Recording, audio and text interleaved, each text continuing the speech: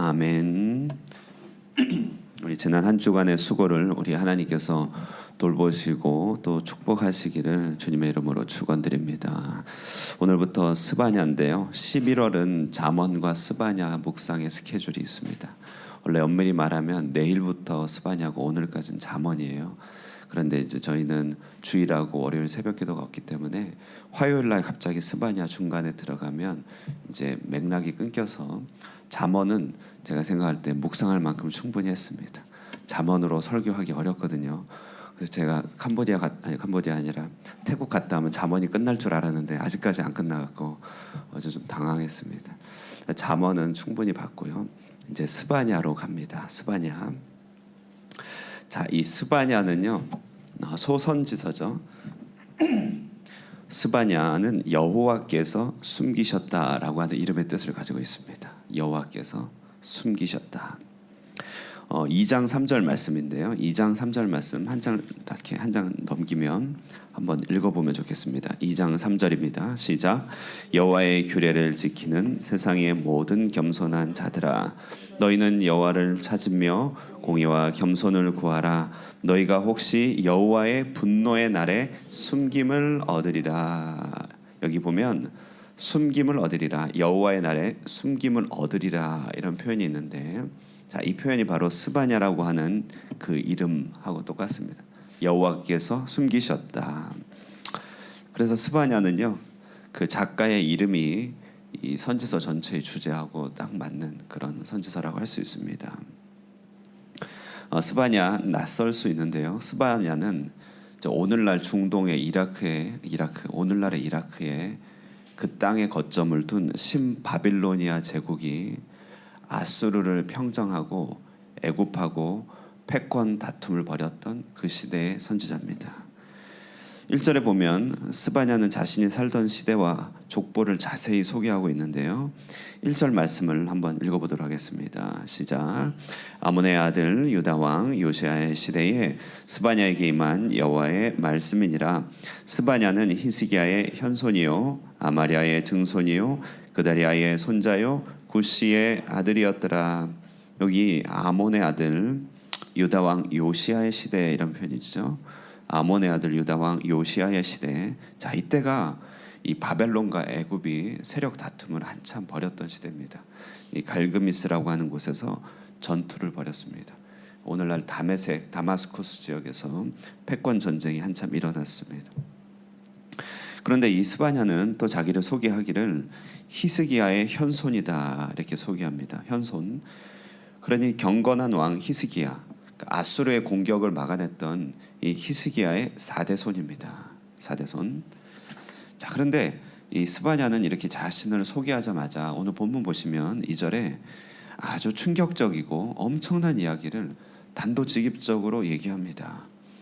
단도직입적이다. 단도 짧은 칼로 훅 찔러 들어오듯이 하나님의 진멸과 심판을 이렇게 선포하죠. 2절 말씀 보실까요? 여호와께서 이르시되 내가 땅 위에 모든 것을 진멸하리라. 이렇게 아주 충격적인 진술을 하고 있습니다. 오늘 이 2절이 스바냐 전체가 표제가 됩니다. 특별히 1장의 표제가 되는데요.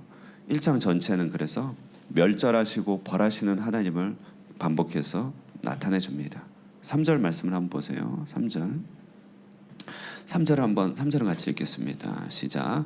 내가 사람과 짐승을 진멸하고 공중의 새와 바다의 고기와 거치게 하는 것과 악인들을 아울러 진멸할 것이라. 내가 사람을 땅 위에서 멸절하리라. 나 여호와의 말이니라. 예, 멸절한다, 진멸한다 이런 표현이 1장 전체에서 반복되고 있어요. 4절도 그렇습니다.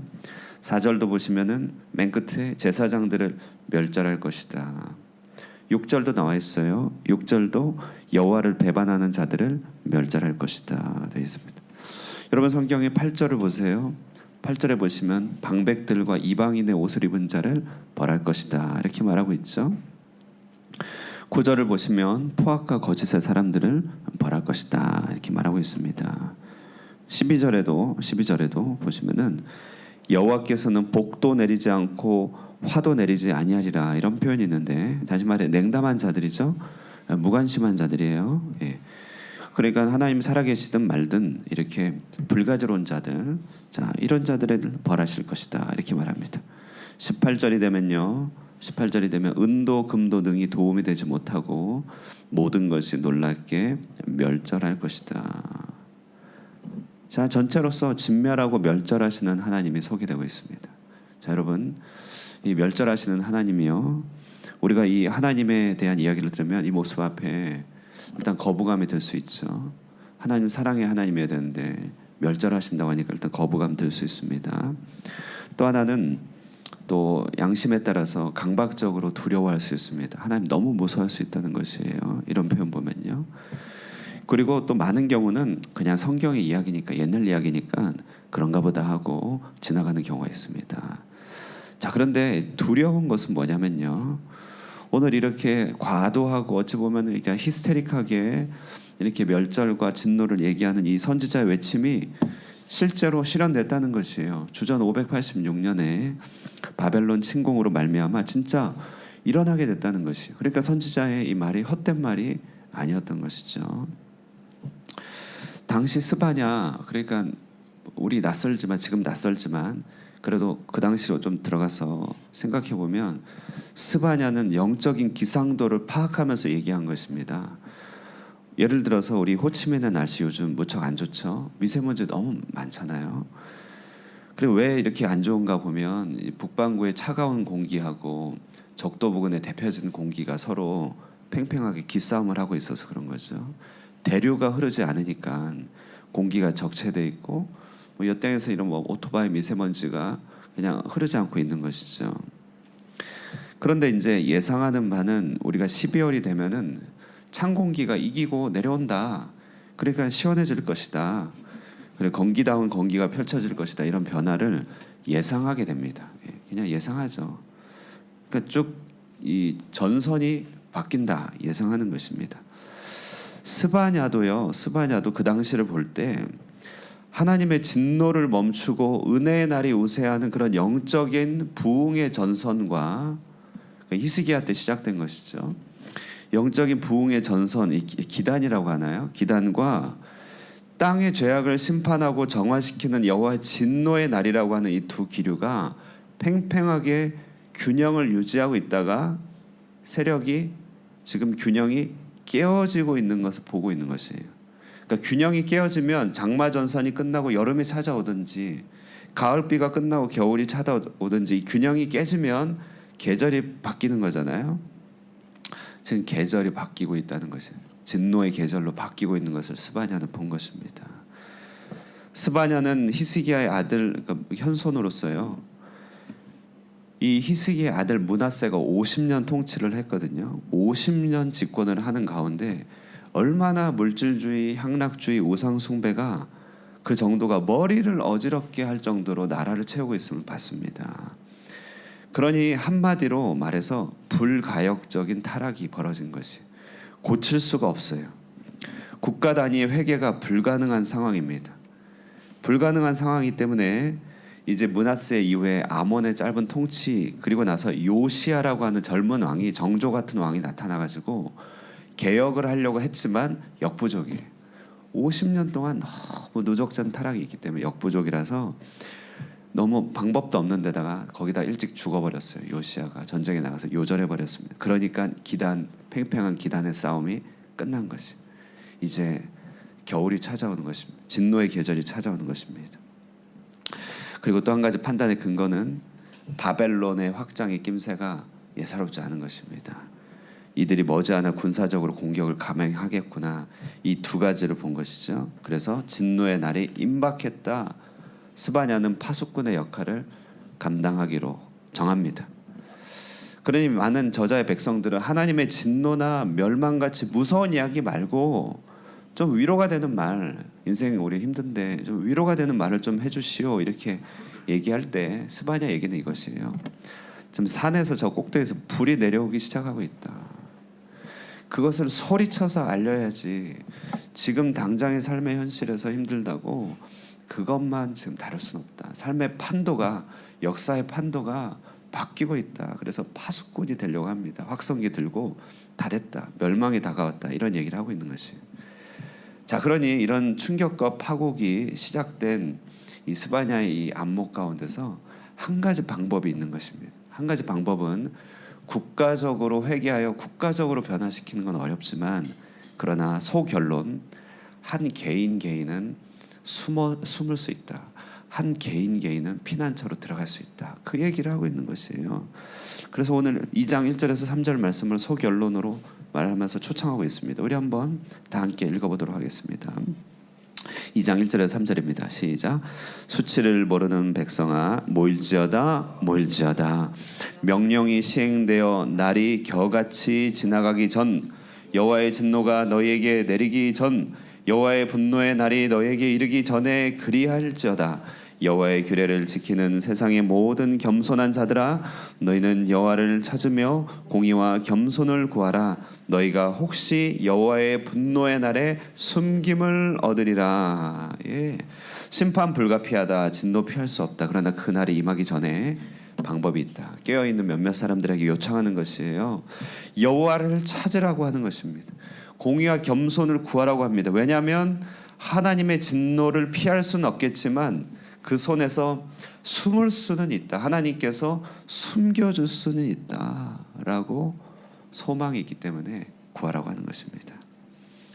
여러분, 하나님의 진노가 우리에게 먼 얘기 같지만 인생의 타락, 많은 사람들이 비도덕적인 선택을 하는 것들, 하나님을 멀리 떠나가고 있는 모습들 자체가 진노가 시작되고 있다는 증거입니다. 로마서 보면요, 사람이 자기 마음대로 행하여 자기 뜻대로 행하는 이 내버려둠을 진노의 증거라고 얘기했어요.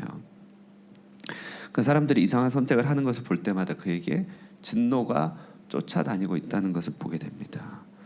하나님의 진노는 전쟁으로 나타납니다. 종말로 나타납니다. 경제적 고통이나 질병으로 찾아옵니다. 아주 파국적인 세속화로 나타납니다. 그러니 이 시대도 사실 진노의 시대라고 할 수 있죠. 진노의 시대입니다. 이럴 때 우리가 마음 깊이 소원해야 하는 것은요, 정말로 우리는 아니란 마음이 있으면 안 되죠. 정말 소원해야 되는 것은 숨김 받기를 소원해야 됩니다. 산사태가 내려오는 현장 가운데서 파국을 피하여 어떻게라도 몸을 비집고 들어가 숨기를 바라는 절박한 심령으로 시대의 죄악의 쓰나미 앞에서, 진노의 쓰나미 앞에서 숨기를 사모해야 됩니다. 숨김을 받아야 됩니다. 하나님의 진노의 직접적인 영향 아래서 숨어 우리는 재앙을 당하지 않아야 되고, 진노에서 숨어 영혼의 생기를 잃지 않도록 정말 기도해야 됩니다. 이를 위해서 우리는 먼저 이 스바냐의 이름이 바로 우리 자신과 우리 교회 이름이 되기를 사모해야 됩니다. 여러분의 이름이 스바냐가 되기를 원합니다.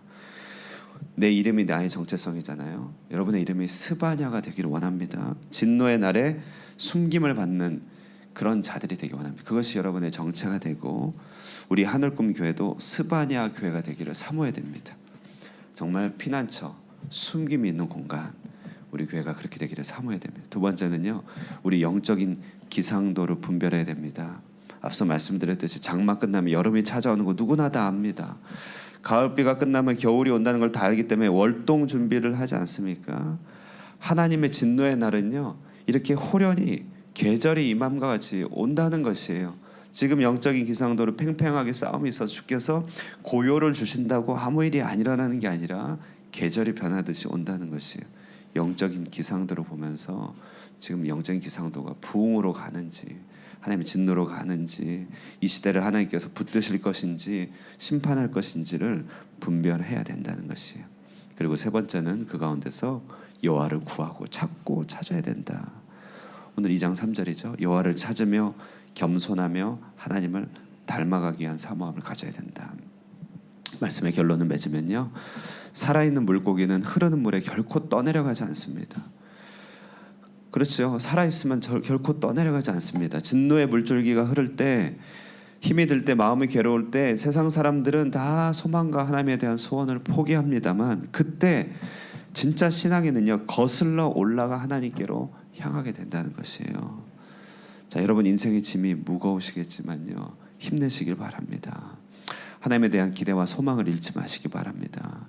모두가 다 하나님을 떠날 때, 하나님께 관심이 없을 때 하나님께서 진노의 시간표 가운데 우리를 숨겨주시기를 바라면서요, 그렇게 스바냐 이름의 명찰을 달고 오늘도 우리 시대 가운데서 주님을 찾고 주님을 닮아가기로 굳게 결심하시는 여러분 되시기를 주님의 이름으로 축원드립니다.